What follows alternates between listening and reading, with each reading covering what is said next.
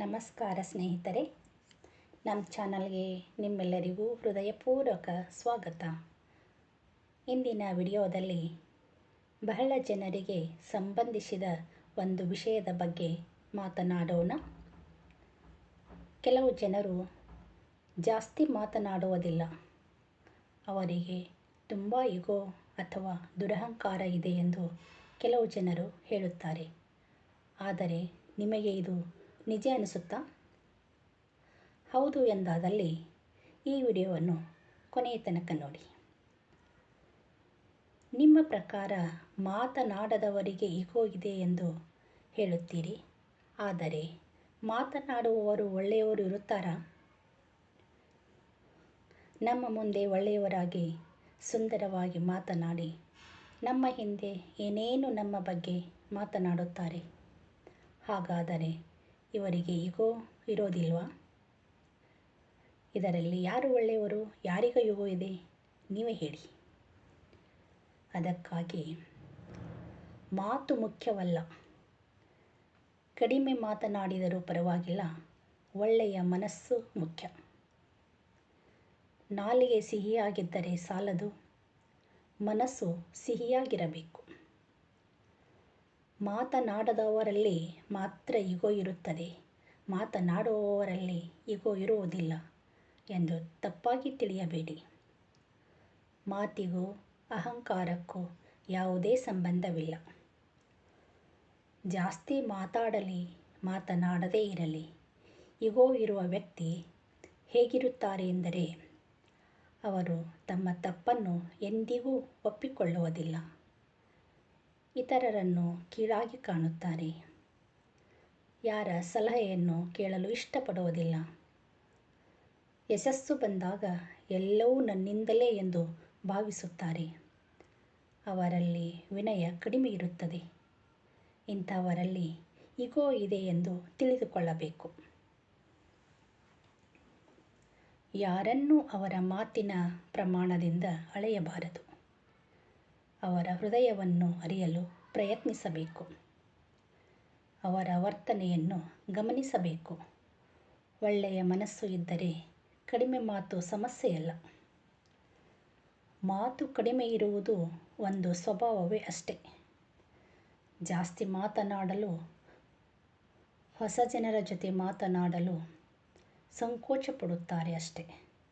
ಕೆಲವರು ನಮ್ಮ ಮಾತಿನಿಂದ ಯಾರಿಗೂ ನೋವಾಗಬಾರದು ಎಂದು ಯೋಚನೆ ಮಾಡಿ ಮುತ್ತಿನಂಥ ಎರಡು ಮಾತನ್ನು ಆಡುತ್ತಾರೆ. ಯಾರ ಜೊತೆ ಬೆರೆಯುವುದಿಲ್ಲ ಅಂದರೆ ಅವರಿಗೆ ಗರ್ವವಿದೆ ಎಂದು ತಿಳಿದುಕೊಳ್ಳಬಾರದು. ಮೌನವು ದೌರ್ಬಲ್ಯವಲ್ಲ, ಅದು ಕೆಲವೊಮ್ಮೆ ಪ್ರಬುದ್ಧತೆಯ ಸಂಕೇತ. ಎಲ್ಲ ಮೌನದ ಹಿಂದೆ ಈಗೋ ಇರೋದಿಲ್ಲ. ಮನುಷ್ಯನ ಮೌಲ್ಯವನ್ನು ಅವನು ಎಷ್ಟು ಮಾತನಾಡುತ್ತಾನೆ ಎಂಬುದರಲ್ಲಿ ಇರುವುದಿಲ್ಲ. ಅವನು ಎಲ್ಲರ ಜೊತೆ ಹೇಗೆ ನಡೆದುಕೊಳ್ಳುತ್ತಾನೆ ಎಂಬುದರಲ್ಲಿ ಅಳೆಯಬೇಕು. ಹಳ್ಳಿಗಳಲ್ಲಿ ಕಡಿಮೆ ಮಾತನಾಡುವವರಿಗೆ ಗರ್ವವಿದೆ ಎಂದು ಜನ ತಪ್ಪಾಗಿ ತಿಳಿದುಕೊಳ್ಳುತ್ತಾರೆ. ಪಾಪ, ಅವರದು ಯಾವ ತಪ್ಪು ಇರುವುದಿಲ್ಲ. ಅದು ಅವರ ಸ್ವಭಾವ ಅಷ್ಟೇ.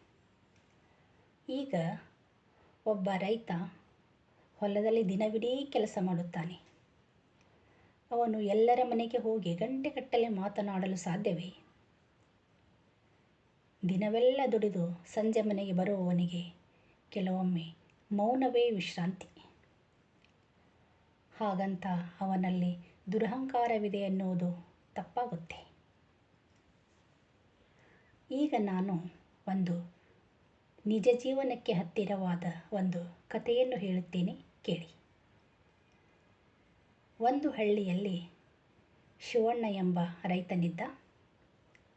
ತುಂಬ ಪ್ರಾಮಾಣಿಕ, ಯಾರಿಗೂ ಮೋಸ ಮಾಡದವನು. ಆದರೆ ಹೆಚ್ಚು ಮಾತನಾಡುವ ಸ್ವಭಾವ ಇರಲಿಲ್ಲ. ಒಂದು ದಿನ ಊರಿನ ಅಂಗಡಿಯಲ್ಲಿ ಕೆಲವು ಜನರು ಕುಳಿತಿದ್ದರು. ಅವನನ್ನು ನೋಡಿ ಒಬ್ಬ ಹೇಳಿದ, ಶಿವಣ್ಣನಿಗೆ ಈಗ ದುಡ್ಡು ಬಂದಿದೆ, ಅದಕ್ಕೆ ಯಾರ ಜೊತೆ ಮಾತನಾಡುವುದಿಲ್ಲ ಇನ್ನೊಬ್ಬ ಕೂಡಲೇ ಹೇಳಿದ, ಹೌದು, ಮೊದಲಿನ ಹಾಗೆ ಇಲ್ಲ ಅವನು ಅಂತ. ಆ ಮಾತು ಶಿವಣ್ಣನ ಕಿವಿಗೂ ಬಿತ್ತು. ಆದರೆ ಅವನು ಯಾರ ಜೊತೆಯೂ ಜಗಳ ಮಾಡಲಿಲ್ಲ. ಸುಮ್ಮನೆ ಮನೆಗೆ ಹೋದ. ಕೆಲ ದಿನಗಳ ನಂತರ ಊರಿನಲ್ಲಿ ಒಬ್ಬ ಬಡವನ ಮಗಳಿಗೆ ಮದುವೆಯಿತ್ತು. ಮದುವೆಗೆ ಹಣ ಸಿಗದೆ ಕುಟುಂಬ ಕಂಗಾಲಾಗಿತ್ತು. ಆಗ ಯಾರಿಗೂ ಹೇಳದೆ ಶಿವಣ್ಣ ರಾತ್ರಿ ಅವರ ಮನೆಗೆ ಹೋಗಿ ಹಣ ಕೊಟ್ಟ. ಮರುದಿನ ಊರಿಗೆಲ್ಲ ಗೊತ್ತಾಯಿತು. ಆಗ ಎಲ್ಲರೂ ತಲೆ ತಗ್ಗಿಸಿದರು. ನಾವು ದುರಹಂಕಾರಿ ಅಂತ ಅಂದುಕೊಂಡ ವ್ಯಕ್ತಿ ಇಷ್ಟೊಂದು ಒಳ್ಳೆಯವನಾ ಎಂದು ಅದೇ ಜನ ಅವನ ಬಗ್ಗೆ ಮಾತನಾಡಲು ಶುರು ಮಾಡಿದರು.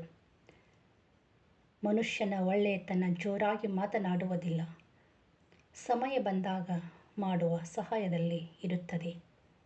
ಅದಕ್ಕಾಗಿ ದಯವಿಟ್ಟು ಕಡಿಮೆ ಮಾತನಾಡುವವರಿಗೆ ಅಹಂಕಾರವಿದೆ, ಈಗೋ ಇದೆ ಎಂದು ಹೇಳಬೇಡಿ.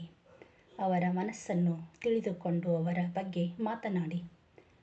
ನೀವು ಅವರಿಗೆ ಈಗೋ, ದುರಹಂಕಾರಿ ಎಂದು ಎಲ್ಲೋ ಒಬ್ಬರ ಮುಂದೆ ಹೇಳುತ್ತೀರಿ. ಅವರು ಬಂದು ಅವನಿಗೆ ಹೇಳಿದಾಗ ತುಂಬ ಮನಸ್ಸಿಗೆ ನೋವಾಗುತ್ತದೆ. ಅದಕ್ಕಾಗಿ ಯಾವಾಗಲೂ ಇನ್ನೊಬ್ಬರ ಮನಸ್ಸು ನೋಡಿ ಹೇಳಬೇಕೇ ಹೊರತು ಮಾತು ನೋಡಿ ಅಲ್ಲ. ಈ ವಿಡಿಯೋ ಇಷ್ಟವಾದರೆ ಲೈಕ್, ಶೇರ್, ಕಮೆಂಟ್ ಮಾಡಿ ಹಾಗೂ ನಮ್ಮ ಚಾನಲ್ಗೆ ಸಬ್ಸ್ಕ್ರೈಬ್ ಮಾಡಿ. ಧನ್ಯವಾದಗಳು.